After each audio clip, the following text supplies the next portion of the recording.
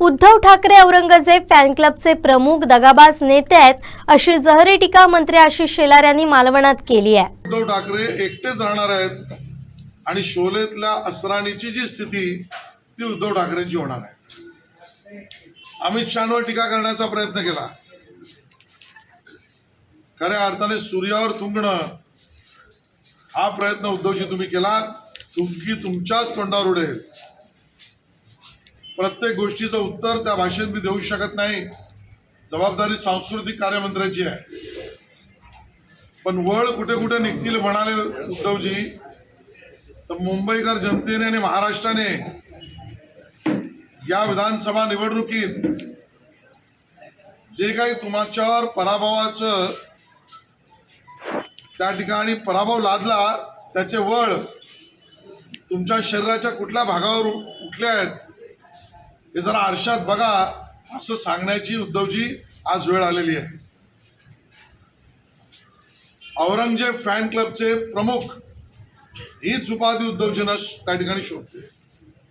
तर अमित शहा दुसरं काय म्हणाले, विश्वासघात आणि दगाबाजीच्या राजकारणाचा बिमोड करायचा आहे म्हणजे उद्धवजींचा पराभव। आधुनिक महाराष्ट्रातला दगाबाज नेता म्हणून जर कोणाचं नाव समोर येईल तर ते उद्धव ठाकरे यांचे।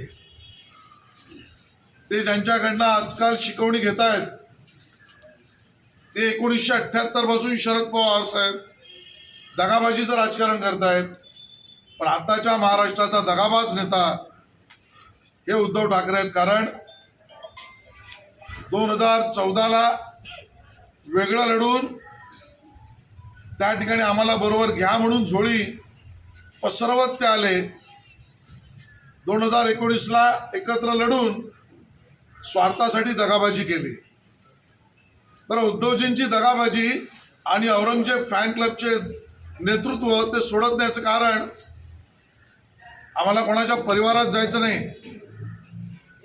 पण स्वतः त्यांच्या सख्या भावाने उच्च न्यायालयात किंवा अन्य न्यायालयामध्ये त्यांचे पिताश्री हिंदू हृदय सम्राट बाळासाहेब ठाकरे यांनी केलेल्या विल बद्दल दगाबाजी केली म्हणून कोर्टात सख्खा भाऊ गेला।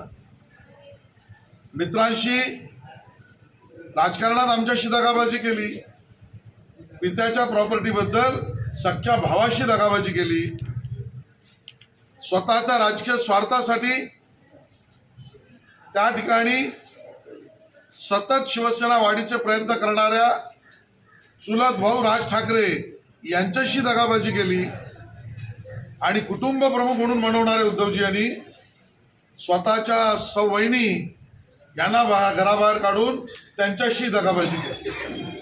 बरं, दगाबाजीचं हे तंत्र आता थांबलेलं नाही। हे जे वाक्य आहे ना, वेळ आल्यावर एकटा लढण्याचा निर्णय घेऊ, ही सुद्धा महाराष्ट्र विकास आघाडीशी त्यांच्या दगाबाजीचा प्रयत्न आहे। म्हणजे आज त्यांना सांगायला तयार नाहीत ते की आम्ही वेगळे लढू, तुम्ही वेगळे लढा। त्यांना परत दगा द्यायचा म्हणून योग्य वेळेपर्यंत म्हणून त्यांना खेचत आणायचं।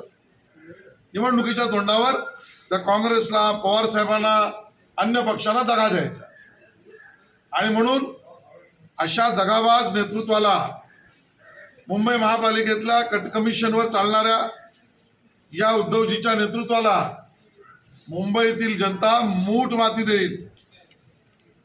पाठ दाखवण्याचा इतिहास आमचा नाही, अमित शहांचा तर कधीच नाही।